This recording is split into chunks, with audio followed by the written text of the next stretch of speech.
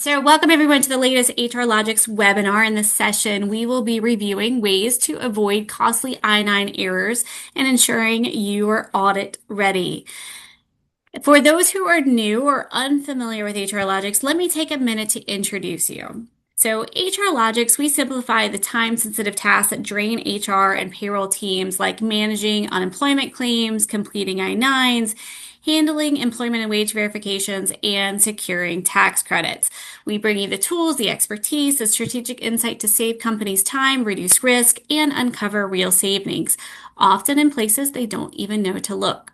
With our powerful tech and industry leading experts, we don't just manage compliance, we monetize it. So let's take a minute to review a few housekeeping rules. You are all muted. However, if you look in your Zoom bar, you should all see a Q&A button. I'm going to let our presenter introduce herself in a minute, but we'll rock and roll on the presentation. Do not wait to put your questions in the chat. The sooner you input them, the better chances they will be asked on the call today. So all webinars are hosted in the HRlogics news and resources section on our website. You can scan the QR codes on the current slide and that will take you directly there and to our educational blog posts on hrlogics.com/blog. Make sure you also follow HRlogics on LinkedIn so you'll be in the know as soon as new articles are posted or about future events. So without further ado, I will let our team of experts, specifically Melissa Prentice, introduce herself. Perfect. Thank you, Biz. And everyone, it's a pleasure to be here with you today. My name is Melissa Prentice. I lead the Clear I-9 division. I know we have several customers on the webinar today, and I'm really excited to have you as well as anyone who has joined in to participate in this webinar. Hopefully by the end of it, you've learned something new about I-9 and the I-9 process. So again, thanks for being here. All right. Thank you, Melissa. And I'm Elizabeth Williams, also known as Biz, the CRO of HRlogics and co-founder of Rise Credits. I have about 15 years of experience in the applicant tracking and onboarding space. Love dreaming up new ideas to help our clients utilize our systems more efficiently while also staying in compliance and reducing risk. So a little bit of the agenda and topics we're going to cover today. So things that you need to know. So obviously Form I-9 and EVerify, it's the title of our presentation here, but we're going to go through the requirements and what puts you in compliance. We're going to go through remote hiring. So what are the DHS Alternative Procedures? We're going to go through Form I-9 NOI, the penalties and investigations, EVerify and EVerify Plus. So if you guys do utilize EVerify, you might also see there's a webinar being hosted by the government this month or next month rather on EVerify Plus. So we will do a synopsis on that and a blog post and things that you need to know, but we will review it today as well. And then compliance software. So does it matter? And more importantly, are you in compliance with who you're utilizing today? I mentioned already the Q&A. Don't wait until the very end. That will allow Melissa and I to know what's important to you guys, things that we need to address while we're in the moment, potentially talking about that topic like right then and there. But we'll also go through the Q&A in the end for anything that we might have missed during the presentation. So with that, I will go ahead and kick off our first poll question. So what this allows us to do is just to get to know the crowd, what anything that just knowledge base where you guys sit. So where do you fall in line of the I-9 compliance spectrum? So if you guys could just answer the first one here. So are you just getting started? Actually, sorry, that didn't launch correctly. Let me try to do this one more time. Apologies. If you didn't know, marketing is not my forte. All right, it actually is not going to let me launch a poll, so apologies, but just kind of think through these things while you're going through here. So are you just getting started? Pretty new to I-9s? Are you finding your footing, some hands-on experience, but you could always learn more?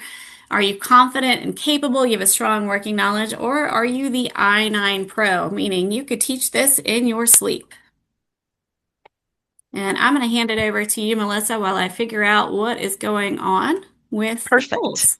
Thank you. And our basic assumption here is that we have attendees on the call today that fall somewhere in the spectrum of the what would have been the poll question.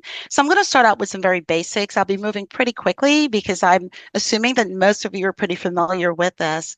However, just to start, we're going to go with the very basics of what is required on the I-9 side. First, some basic rules. You have Section 1, Section 2 of the form. They must be completed within 3 business days of hire. What does that mean? If someone starts working on Monday, you have until Thursday. So that would be the third day would be that Thursday to have both Section 1 and Section 2 completed.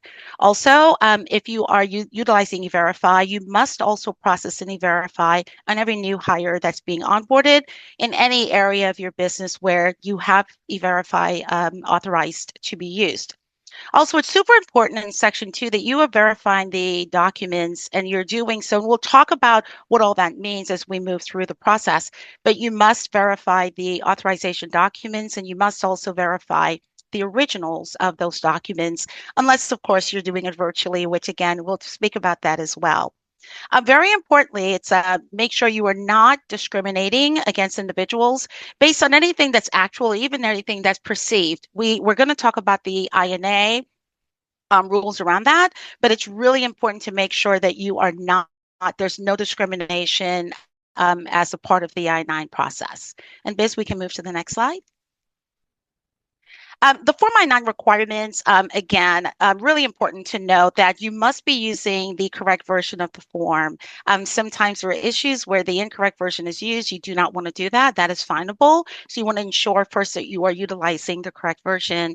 If you're utilizing a software like Clear I-9, the versions will be automatically updated, which takes that out of your plate and one less thing to be worried about. Anyone who's onboarded on or after November 6th of 1986 must have an active I-9 file on within your somewhere within the organization maintained. So I've heard sometimes of individuals saying, oh, after 3 years, we do not have to hold on to those forms. That is not correct. They must have a form for any active hire that you have. We'll talk about some of the rules around that as well. And as an employer, you do have the ability to allow someone else to complete Section 2 of the I-9 forms on your behalf, but very, very important that you remember that you will maintain any liabilities around the incorrect completion of those forms. All right. And again, I'll move pretty quickly here. 3 business days to complete the forms. You must examine the forms. You must date and sign. Sounds really simple, but for many utilizing paper forms or systems that allow you to skip these required fields, please make sure that you are examining the documents, but very, very importantly, dating and signing those forms as well. And again, make sure you are not skipping any fields that are required. Really important to make sure all required fields are completed and they're completed accurately. All right, now speaking of document review, as you are reviewing the documents, it's critically important to remember a few things that are on this particular slide.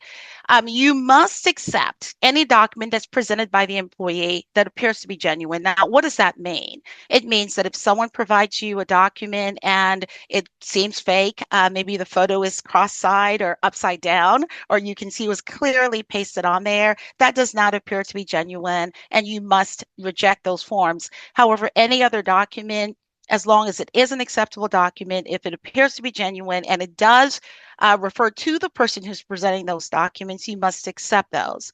Also, the documents must be originals unless you're virtual. Photocopies are not acceptable, meaning someone cannot walk into your place of business and provide you a copy of a passport. It must be the original. So very, very important to remember that. Also, you must accept one from list A, one from B and C. I think most everyone on this call is aware of that. Where some individuals run into issues is not having the documents correlate to the status of the new hire. Again, a system like Clear I-9 will avoid those types of errors, but it's really critically important that you bear that in mind as well. Now, I mentioned that we'll talk about discrimination, and the Immigration and Nationality Act, the INA, does prohibit 4 specific types of discrimination. First is status, meaning you cannot discriminate on someone based on their status. For example, if they're a non-citizen authorized to work, you cannot say, we do not hire non-citizens authorized to work. That is discriminating against that individual. You're not allowed to do that.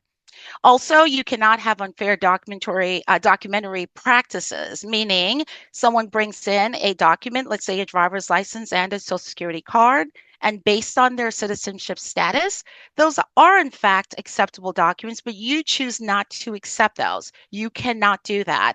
If the document is acceptable, you must receive that or accept that from the new hire. And this is a big one, national origin. What does that mean? You cannot discriminate on someone based on any actual or perceived national origin. For example, if someone comes in and you perceive that they are, let's say, Hispanic, you cannot say we do not hire anyone with that particular national origin. It would be considered discrimination, whether actual or perceived. So, in other words, if you're audited and there seems to be that there's some perceived discrimination regarding those with specific national origins, will have an issue there as far as an auditor is concerned. So be very careful and cognizant of that. Also, you cannot retaliate against someone based on maybe a complaint to EVerify, et cetera. So retaliation is a big one, and you cannot discriminate based on that fact as well. So again, really important to keep those in mind. Now, let's kind of move into receipts, which are acceptable. We do have, in many cases, where clients will call us and they'll say, someone provided a receipt for a particular type of ID. Is it acceptable? Receipts are acceptable, but there are rules around that. For example, and you can only accept receipts that shows that the employee has applied for to replace some particular document, let's say a driver's license. So you can accept that receipt for specific IDs. Also, the receipt must always be issued by the originating agency. For example, I live in the state of Georgia. So if I'm going to provide a receipt for a driver's license, it has to be issued by the state of Georgia. Also, and this is where fines do come in. The receipt that must be re-verified or replacement of the receipt that was presented must be re-verified within 90 days of accepting that receipt. On the 91st day, it is a fine if you are audited. So really important to track that and keep that in mind. Most systems out there will update you and remind you of that particular fact and that this receipt is about to expire. Also, never, ever, ever accept any particular receipt for an ID if the employee is going to be working less than 3 days. This probably more applies to staffing companies, and if someone is going to be on a 1 or 2 day job, you cannot accept a receipt for that individual. And also very important to keep in mind that when you're using EVerify, the receipt will cause a delay, so we cannot send EVerify cases to EVerify when a receipt has been accepted in place of an actual document. So very, very important to remember that as well, but it is acceptable. All right, now we get this question quite a bit. Should we hold on to documents? Should we maintain documents? Should we not maintain documents? That's really, in some cases, an internal discussion and a decision. We encourage you to speak to your legal compliance teams and make decisions there. Whatever you do, just make sure you are consistent with the practice. If you are an EVerify employer, as most of you are, you will be aware that you have to maintain and hold on to certain documents that EVerify requires. If you are not utilizing EVerify, which we hope most everyone on the call is, but if you are not utilizing EVerify, you do not have to keep copies of any documents. I will say, as a general rule, most of our clients and most of the clients I've worked with over the last 14 years, they do tend to hold on to those copies of receipts. But again, it's entirely up to you as long as you are consistent in whichever option you choose. Reverification. This is a big one. We get a lot of questions on this. It is really critically important to make sure you are not missing dates when it comes to reverifications. Well, I know we're all watching the news. There's a lot on there about rates and other things that are happening in the US today. Reverification is a big part of that. And you have to be, in order to be audit ready, you must be re-verifying the documents at the time that it is necessary and required to verify them.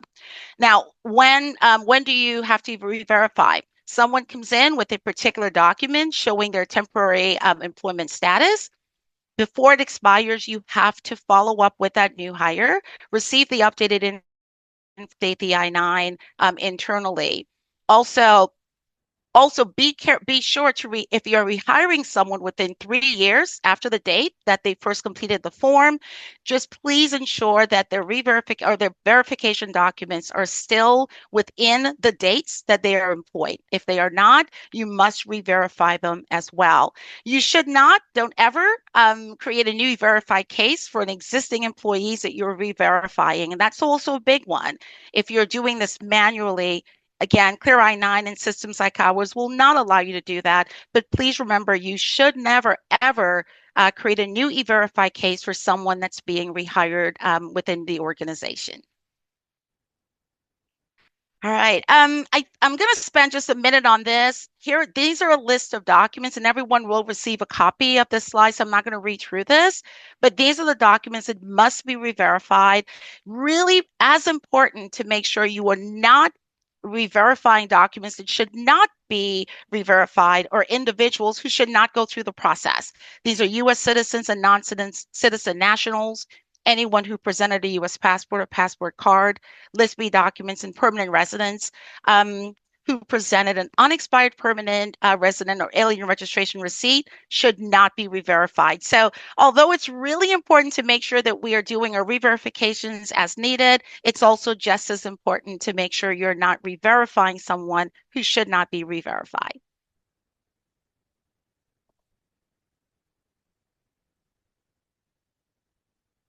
Liz, you're muted.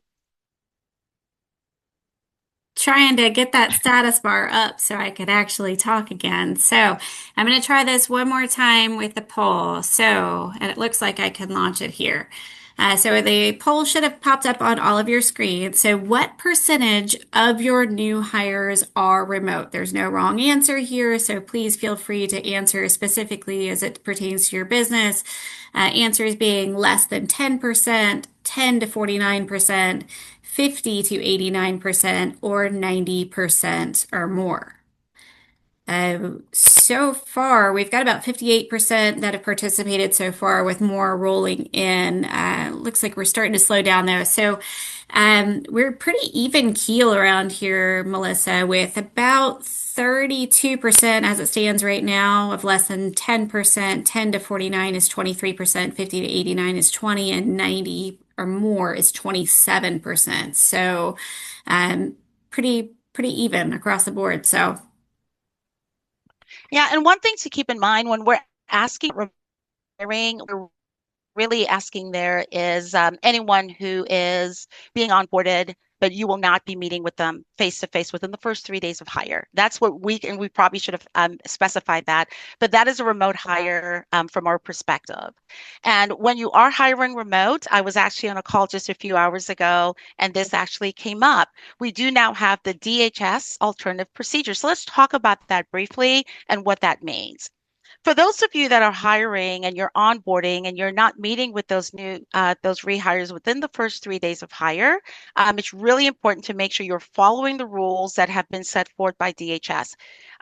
From a federal government perspective, it is a relatively new rule, meaning that this came out back in 2025. They updated the policy around this. Here are the things that you must know and you must understand. First off, Section 2 of the form must be completed by the employer within those first 3 days. It does not matter if they're remote or not. It doesn't matter if you're doing this virtually or not. The individual who completes Section 2 of the form must also examine and identify those work authorization documents. So again, no changes there. We'll get into speaking about what that actually means. Also, the form still must be maintained for 3 years after the date of hire or 1 year after the date of employment, whichever is later. So again, the policy still stays there. Here's where it becomes important. All the forms and supporting documents must be available within 3 days of an NOI. So if you have an inspection coming up, your forms must be available within 3 days to provide to the auditor. And again, the person who is examining Section 2 must be either physically present or with the virtual option, which we'll talk about, you can also manage that process virtually. And we'll talk about that coming up in the next slide. All right. Now, for remote, there are several agent options that you have. You can build a reusable agent network. So, if you have individuals that you partner with to help you in completing Section 2 of the I-9s, that's certainly doable here. You can also utilize employer or employee I-9 agents. We get that question, and I've gotten that for 14 years. Yes. You can allow your new hires to choose someone to verify the forms on your behalf, just keeping in mind that ultimately, as the employer, you are still liable for any issues on that form. Doing this on paper is really very difficult. However, if you're managing this process with a compliant I-9 tool, that certainly makes it a lot easier.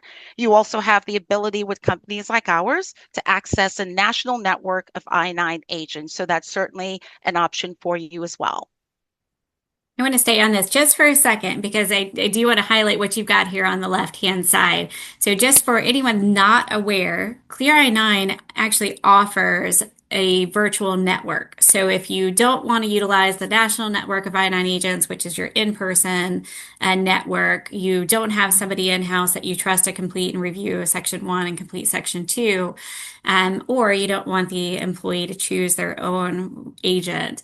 And we do have staff here at Clear I-9 by HRlogics that can assist and will get on Zoom with your new hires, review Section 1, review the documents, the supporting documentation, and complete Section 2 on your behalf, as well as any re-verification. Thank you for putting that in there, Biz. We're seeing a lot more of that too right now, right, Melissa? With everybody getting Absolutely. audits on the rise, we're not sure if they're compliant, and even seeing that with the amount of registrations that we got here today. My assumption is a lot of people don't know if they're compliant or not, and that's why we're seeing an increase of people utilizing our agents. Absolutely. And if you do want to conduct this remotely, as our agents do, that is certainly an option. It is a voluntary option that can be used. It's very important to mention, however, that you must be an EVerify employer in order to do the virtual option. So that is where you're meeting with someone via the web and completing Section 2 of the I-9. Again, relatively new. If you're thinking about the federal government, this just started as an available option in August of 2023 with the new rules that they have in place. Now, with the DHS alternative option, there are a couple of things that you must be aware of if you are utilizing this. First, you must examine the front and the back of all documents, which is new. The front and back was only initially required for list A documents such as passports, etc. But with the alternative procedure, front and back of documents must be copied and saved. You must also retain copies of the documents. So the option of we are not using E-Verify. We don't want to keep copies. You cannot do that if you are using the DHS Alternative Procedure. First of all, you must be an E-Verify agent. That's number one, or employer. That's number one. And then you must maintain all copies of all documents that are presented. Also, it must be done via video. So you cannot have them email in documents or text documents to you. It must be a live web meeting that has to be documented on the form as well. Um, and very, very, very importantly, you must be in possession of copies of those documents prior to completing the I-9s remotely. So you cannot have someone on the call conduct a remote verification and then have them submit the forms 2 days later. That is finable. It must be done before. You must accept those forms or have those forms in your possession prior to completing the forms remote. Also, you must also update on the form that this was an alternative procedure that was used for completing it. Again, Clear I-9 automatically gives you an option to check a box, and then we will update it for you based on the requirements of USCIS.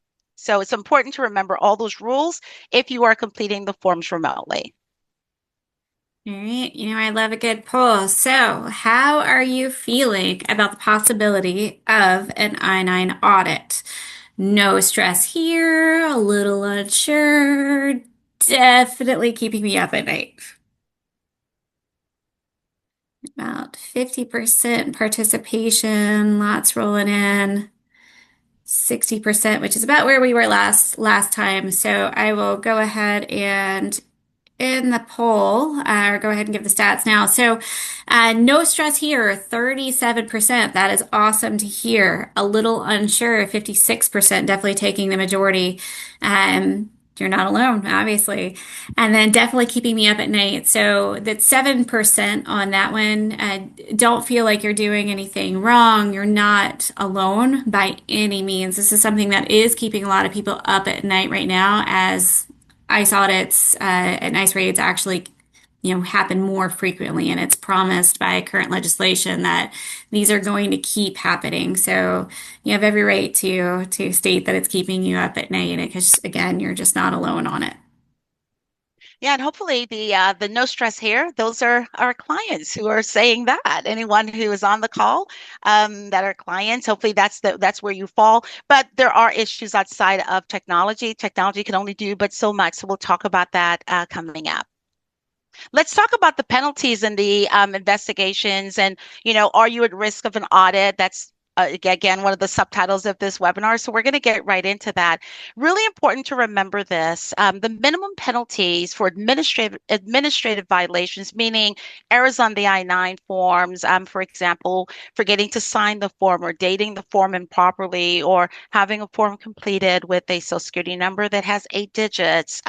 Maybe someone not putting their last name on the form, etc. Those are administrative violations. The minimum administrative violation per form is $288, and those penalties can run per form up to $2,800. So as you can see, it adds up. It adds up very, very quickly. If we do a quick math and you have 100 form with administrative errors, you can fall somewhere in between that. Just multiply somewhere between the 288 and the 28,861 by 100. And those are the fines you'll be looking at. Recruiting, referring, and rehiring violations are even more, or even steeper. And the numbers are here. I'm not going to have to read them off. You guys will have this presentation, but it's really important to avoid those fines whenever possible. Again, document fraud is also a big one. Hopefully no one on this call has ever done that or would ever be involved in that, but the fines for that can go all the way up to around $12,000. So really important to understand this. One other thing we've added on this slide is the EVerify non-compliance, because there are fines associated there as well.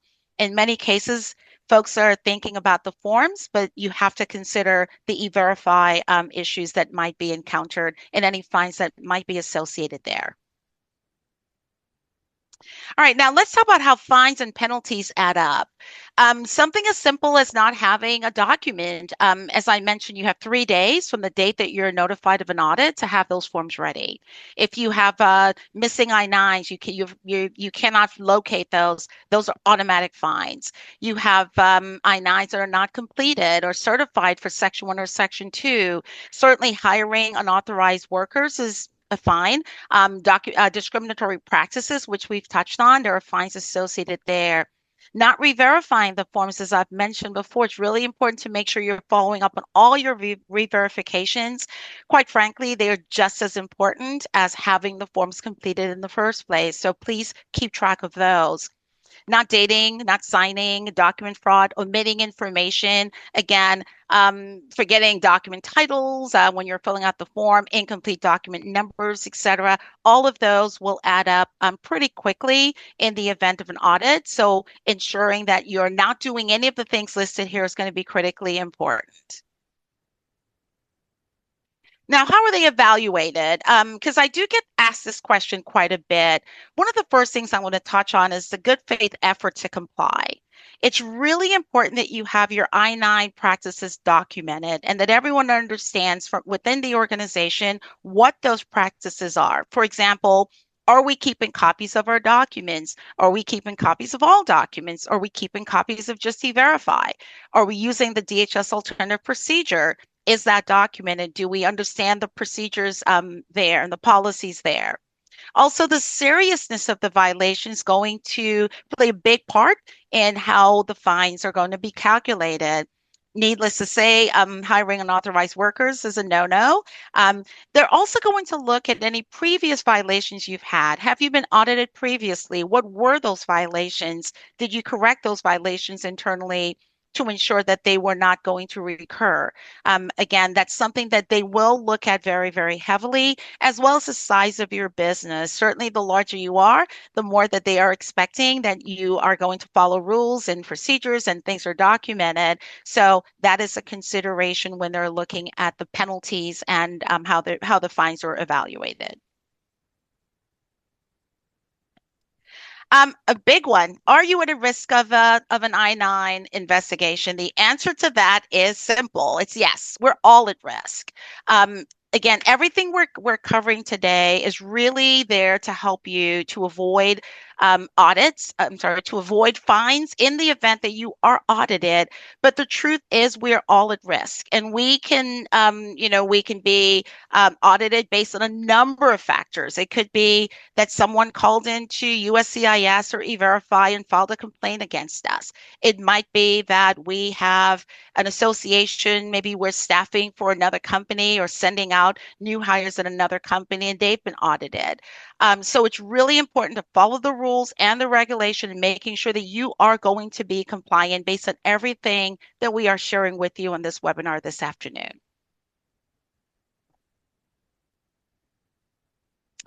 All right. I'm not going to spend a lot of time on this because I think we beat this one down quite a bit, but make sure you have your forms. One of the things I am going to talk about that's on this slide is the last box there, and that is the old I-9s and getting rid of those. We see far too often where individuals are holding on to I-9 forms. That's never a good thing. Once you've reached the requirement of 3 years from the date of hire, 1 year from the date that the new hire was terminated, please purge those forms. Any forms that you are maintaining and keeping track of and keeping in your offices or within your system, if you're doing this electronically, they are subject to fines. There would be no reason to have the auditor audit I-9s that could have been purged 5 or 10 years ago and being fined on those. So it's really important to put those termination dates in any system you're using so they are automatically purged. Or if you're managing this manually, looking at the date of when they were hired, the date as to when they were terminated, and purging any forms that are considered no longer valid or needed from a USCIS policy. But Melissa, if I have them and I didn't need to have them, am I still setting myself up for potential fines because I have them? And do I have 100%. to show them? 100%. The auditor may ask for all of auditors when they come in. You're not sure what they're going to ask for, and they may want to hold on or may want to see any of the I-9s for a particular location. They may ask you for all of your I-9s for the entire organization, and they're not going to allow you to sit there and pull out old I-9s. So you want to be ready when they come in or they come knocking or they ask you for electronic files that any I-9 that should not be there has been terminated, because then there are no questions, right, around that. Those I-9s are gone. All right. I've mentioned this a few times, but it never hurts to reiterate once again. The retention rules based on the USCIS policy is you must maintain the form 3 days from the date of hire or 1 year after the date of termination. Now, what does that mean? If someone started to work on 1/1 of 2020 and they left on 1/2 of 2020, so they started and ended on the same day, you must hold on to the form for 3 years and 1 day from that hire date. Okay. If someone started working with you in 1989 and they left today, we have to hold on to the form for 1 extra year from the date that they were terminated. So again, understand that rule. Make sure you're calculating those days right if you're doing it manually, so that you are purging those forms when it is necessary to purge them. All right, so next poll question. Are you utilizing EVerify today? Yes, we're already using EVerify. No, and it's not on our radar. Not yet, but we're interested. It looks like we have a heavy amount utilizing EVerify today. We're about 60% participated. Only 4% no, and it's not on our radar, and 0% for not yet, but we're interested. Perfect. Perfect. Yeah, we do recommend utilizing E-Verify. So let's talk about that. I'm not sure why some folks are not utilizing it. We suspect, and many in the industry from a compliance perspective, and many attorneys you'll speak to, they also suspect that pretty soon everyone will be forced to use E-Verify. So you might want to get ahead of it and utilize it, but it just depends on the state that you are in. We have a diagram here of all the state and the state requirements around E-Verify. Certain states do require that every single hire that you're bringing on does go through E-Verify. And as you can see here, there's some based on specific criteria. There might be a dependent or a requirement to utilize E-Verify. So look at the states that you're doing business in and see where you fall on the spectrum.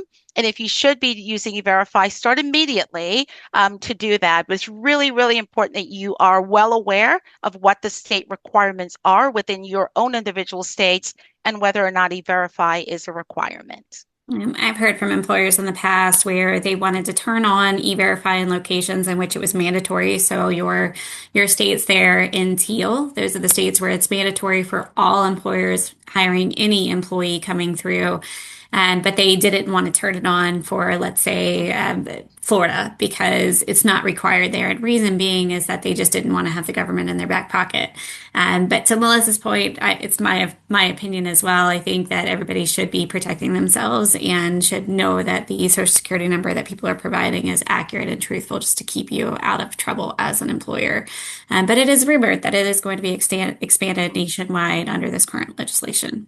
Yeah, and if you remember what I said about the DHS Alternative Procedure, that was one step in that direction, right? What they Mhm. said there was, in order to use the virtual option, you must be a E-Verify employer. So that was just one step closer to making that nationwide. Now, what is E-Verify? Most of you are aware of this, but E-Verify is a web-based system that's operated by DHS and SSA. So it verifies everyone who's eligible to work in the U.S. It looks at the documentation that you are presenting, that the new hire has presented, and then E-Verify utilizes that information to compare it against their database, and it will notify you if that person is eligible to work in the U.S. Certainly, you may receive a potential data discrepancy notification asking you to correct some information that was sent. You may receive a TNC, which is that tentative non-confirmation, just asking you for additional information because there's a mismatch somewhere on the E-Verify side. Really important for you guys to know that over 1 million employers today nationwide do use E-Verify. So it is widely used and widely utilized by employers across the entire United States. So something that you should consider, again, it's optional in the states where it's not required, but if it is required, just be sure that you are utilizing that. Now, from an E-Verify perspective, maintaining compliance around that and some best practices is, again, making sure that the Form I-9 is completed correctly because that is the information that we are sending over or you're submitting over to E-Verify. Make sure that you are submitting your E-Verify cases within the required timeline that E-Verify has. It's really important to train your staff on the proper procedures around E-Verify. I will tell you that E-Verify offers many, many webinars. They're constant there. They also have many training videos that are available on the E-Verify website. We do encourage you to join those webinars and to listen in to what's happening in the world of E-Verify, but more importantly, to learn. And again, you'll hear this word from anyone at our company on an ongoing basis, but maintaining that consistency is going to be critically important. On the right-hand side of this slide, we do have why it's important, why employers participate. Generally speaking, it's required in some states. You have to do it, but outside of that, it really does give you that that additional security that the person you're onboarding is eligible to work in the U.S. Thanks, Biz. All right, there's been a lot of buzz about E-Verify Plus, and it's been ongoing for a number of years. It is still really in a piloting program. The short version of E-Verify Plus is that it really puts more of the onus on the new hire. The new hire then has the ability to control the information that when they're applying for a new job. So they go into an employer, they can say they've been through E-Verify Plus, they have the information that's already gone through, and it just makes that process a lot easier. one of the things I'm asked is if we're utilizing EVerify Plus, do we still need a compliant I-9 system? Yes, EVerify is EVerify and I-9s are I-9s. So they are completely separate, but just know that it is coming. And again, it is right now still considered a pilot program, although we're seeing a big pickup on that. And you can expect to hear more on that in the upcoming months. Yep. I do see somebody raise their hand. Unfortunately, I can't unmute anybody, but if you would just use the Q&A chat, then we'll make sure to get to your question as well at the end of the call. Yeah, and again, on the E-Verify Plus pilot program, as I've mentioned, it will reduce the manual entry that you have. It also will bring the results back faster. A good example of that is if you're having potential data discrepancies that are coming back based on information that's being submitted, E-Verify Plus will minimize those types of issues, as well as T&Cs. All of that will be minimized based on this new program. So look forward to that. Lots of, again, webinars out there around EVerify Plus. It is going to help in standardizing the employment eligibility. All right. And I think we've covered most of what's on here. Yep. So we can go past that slide, Biz. Yep.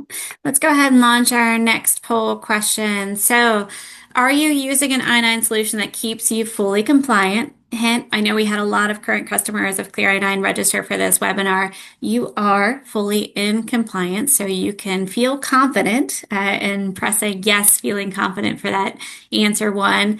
I think so. Maybe a little bit of uncertainty. Not sure, honestly. And no, our internal audits have exposed issues. This is something that we are seeing be heavily common right now, especially as legal compliance teams are reviewing their current systems and finding that there are issues that could expose them if they were ever externally audited. So we're around that 56% mark now. So 82% of you are saying yes, feeling confident, with another 18% saying, I think so. Yeah, and I'll add that for those of you who are in the I think so bucket, we do get this question, how can I tell if my I-9 system is compliant? And the answer to that is pretty simple. Does it have an audit trail? That's one of the first things you want to look at. If it does not have an audit trail, it is probably not a compliant I-9 system. Also, with the company whose I-9 you're utilizing, how do they assist you with audits? Are they going to be there at your side in the event that you're audited? And of course, there are lots of things in there. But a compliant I-9 tool like Clear I-9 really helps to force and push the USCIS policies and procedures as it relates to I-9s. So all the rules, all the regulations that are constantly being updated and provided, a compliant I-9 system is there to protect you in the event of those audits. Are they providing you follow-up and reminders for things that you need to follow up and be reminded on? Are they ensuring that when the form is being completed, section 1, section 2, that information is being completed properly? Is it tracking the timeliness of the I-9 and sending out reminders to not only you internally, but to your new hires? These are all the things that you need to know when looking at an I-9 system. And the benefits, certainly, to put a little bit of a commercial in there, of Clear I-9 is, of course, compliance. We've talked about that quite a bit. The error checking features that we have, looking at the accuracy and making sure that the data that's going in is as accurate as we can possibly push or enforce. And then I've mentioned this word as well a few times, consistency. It's really important to make sure you're consistent throughout the organization. An easy example of that is that if your policy is that you hold on and you hold on to documents, making sure that everyone within the organization is holding on to documents and keeping those copies. And then, of course, there's the timeliness of the I-9s. You have 3 days to complete those I-9s. I know everyone's heard that 1,000 times, but it's really a big part of the simplest way to make sure your compliant is getting those done. And a tool that helps you in doing that and makes it quick, efficient, and easy to complete the I-9s would be a system like Clear I-9. I just want to iterate even further on that too. From what we've seen, I've had employers in my past life who have provided, let's say it's a general manager of a restaurant. They do not do hiring on a regular basis. This is not their forte, not their expertise. They were hired to run a restaurant, not necessarily complete new hire paperwork and ensure that you guys are in compliance. I have seen where people have provided. So a new hire comes in, they provide a list A document, they provide a list B, and they provide a list C because they also don't understand the rules and instructions for completing an I-9 properly. And non-maliciously, but just because they're not quite educated 100% on what the rules are, the manager records every single one of those documents. That would actually set the employer up for discrimination because, to Melissa's point, they are requiring something of one employee, but not requiring it for everyone else. So, just simple things like that, where our system will not allow them to move forward or over document. Absolutely. Yeah, that's critically important as well. The over document piece of it, not holding on or accepting or requiring more documents than necessary. So that's a really good point that Biz has made there.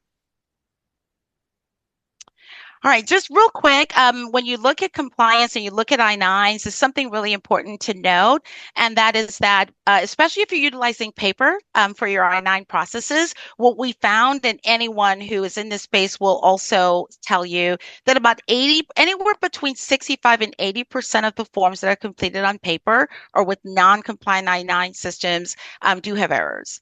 We've talked about the fines that are associated there. But very importantly, the ICE audits have increased between 2024 to 2025 by 10 times. And the current administration has continued to warn and to promise that the audits will continue to rise. Think of this and remember that conducting audit is a way of the government to bring in extra revenue. So you do not want to participate in that or contribute, if you will, to that process. So very important to make sure that all the things we've touched on today, and again, everyone is going to receive a copy of this presentation, that you are following all those rules and all of those regulations to make sure that you are audit ready, and that when you receive the NOI, there will be less panic and you'll feel comfortable in knowing that you will be okay. And Biz, I'll turn it back to you. All right. So we did have a QR code on here. If you are not a current customer and want more information, you can use that QR code to just get a promo code on signing up. But let's go on to the last poll here, and then we'll go into Q&A. I know we've received quite a few questions in there, and I promise I'll get to you. So with the last poll here, would you like more information on Clear I-9 by HRlogics? Yes, please right away. Yes, give me a couple weeks. Yes, we need a few months. Or no, we're already a customer. So I'm actually saying no, we're already a customer for quite a few on here. So good. Thank you so much for everyone who is a loyal and longtime customer of Clear I-9. We really do appreciate everything that you do for us, keeping us in business, keeping the doors open, but your trust that you put in to us. All right. So now we're going to go into the open discussion. Like I said, if you do want more information on Clear I-9 by HRlogics, you can use that QR code right there at the top or copy our contact information. I would be remiss to not mention our upcoming AMA webinar. If you guys have any questions on unemployment cost management, please make sure to scan and save your spot for that. Those happen every third Thursday at 3 p.m. with new topics every single month. So let's go into the Q&A. Hi, Melissa. Great seeing you. This is from Mark. Quick question. Can we write a report to pull fields from database to fill out the I-9 and then have employee and company rep e-sign it? The answer is you don't want to do that. So the I-9 should be completed by the new hire. There are some systems where some information would default from that core system into the I-9. For example, we do have some employers where they may default in the person's name, maybe email address and phone numbers, but you do not want all the data populated from another system to the I-9 system. You can utilize e-signatures as long as your e-signatures are compliant. So you're using a compliant system for the e-signatures, but you do not want to pre-populate everything on the I-9. If you want to pre-populate some minimal information, then you can do that. Most of our customers and most of the customers and companies I've worked with in the past choose not to do that. But it is permissible if it is the basic information. Again, name, phone number, and address. You can certainly pre-populate that. All right, thank you, Melissa. So this one is from Natasha. So is an additional cost to use the virtual option for candidates? So is there an additional cost to use the virtual option? Not through Killer I-9. If you're utilizing our system, you can certainly complete the I-9s remotely. We can just turn on or walk you through turning on those features so that you can utilize that. So there is no additional cost for using it unless you wanted us to complete the I-9s on your behalf virtually. Then there is a cost for that. But as the employers, if you're doing that, we do not charge you anything for doing so. We're simply just documenting it and turning on the compliance rules and regulations you need to utilize the DHS Alternative Procedure. Perfect. So utilizing a clear I-9 agent, yes, additional costs. Utilizing employee chosen or employer chosen, but just doing it virtually through our system, no additional cost. Correct. Right. Also from Natasha, when and how often are I-9s being audited? So this is I think it opened a can of worms of if we had a magic wand, we would love to give the answer, but I'd love to hear your answer, Melissa. Yeah, I mean, it's happening every day, quite frankly. And as I said, the current administration has said that they are going to increase the audits by 10 times between 2024 and 2025, and we expect that to grow. So it is something that's ongoing. There are individuals receiving NOIs on a constant basis. We don't know if it's every week. They're sending out 4 or 5. Sometimes they're targeting based on specific industries. Sometimes they're targeting based on particular states or cities. They may target a particular city for whatever the reasons are. So when and if you'll be targeted and you'll receive that NOI is really truly anyone's guess. There's no specific roadmap in terms of who will be targeted or when. Yeah, and some of those things that could kick that off. So ICE raid, somebody being picked Mhm. up from somewhere else, them asking who their employer is, then all of a sudden, you've got a raid that's going back into the place of business and you're now getting an audit notification or NOI. 100%. 100%. Um, this is from Anonymous. So if you have a candidate returning to work for you, but had an I-9 on file already, how long of a gap is allowed if not having the candidate redo a new I-9? That's a great question, and that depends on your policy. That's something that goes into what I mentioned about documenting your internal policies and being consistent on that. You do not want to have a situation where someone's gone for a year, they come back, and then they are rehired, and then you have someone who leaves for a month and comes back, and a new I-9 is required. So you want to build your policy into that. But here's a general thing to keep in mind. You have to maintain the I-9s for 3 years from the date of hire, as I mentioned, and 1 year from the date of termination. As long as the I-9 has not yet been purged, technically you can bring that person back on and rehire them. We do see some individuals without anything. You can say as a general rule, if it hasn't been purged, we'll rehire. So that's an option. We do have some employers where they'll say, if someone leaves our employment and been gone for 6 months and they come back, after 6 months, they're going to do a new I-9 or after a year. But whatever the policy is, make sure that it is consistent internally and it's documented. But the real answer is that it is really up to you as an employer to set those parameters and make a decision around what that timeline looks like. Well, Melissa, Just we have make sure you are inputting those termination dates, however. I will mention that. That's true too. I have seen where a lot of systems, like their system of record is their payroll system, but there's not a 360 integration back to Mhm. onboarding or where they onboarded from. So 100% right. They're terming from one system, but not talking to the Yeah. other. So definitely make sure that you are utilizing that termination button or you have some sort of mass upload to put termination dates in there at least on a quarterly basis. With that, we have reached the end of our questions. If you do have a question that you did not put in the chat, please do so now. Otherwise, our webinar will conclude. Just a reminder, a brief survey will pop up once the window closes. Please complete it so that we can ensure we are bringing topics important to you to the forefront. So with that, I hope you all have a great day. I'm not seeing anybody else type anything in. So, as a reminder, we will have this posted on HRlogics.com, the News and Resources Center. So you can go there, go back, rewatch, or see any of our blogs or helpful educational posts that we put up. Again, follow us on LinkedIn to be the first and foremost to know about any events or blogs being posted. Or reach out to us directly as well. That That's always an too. option.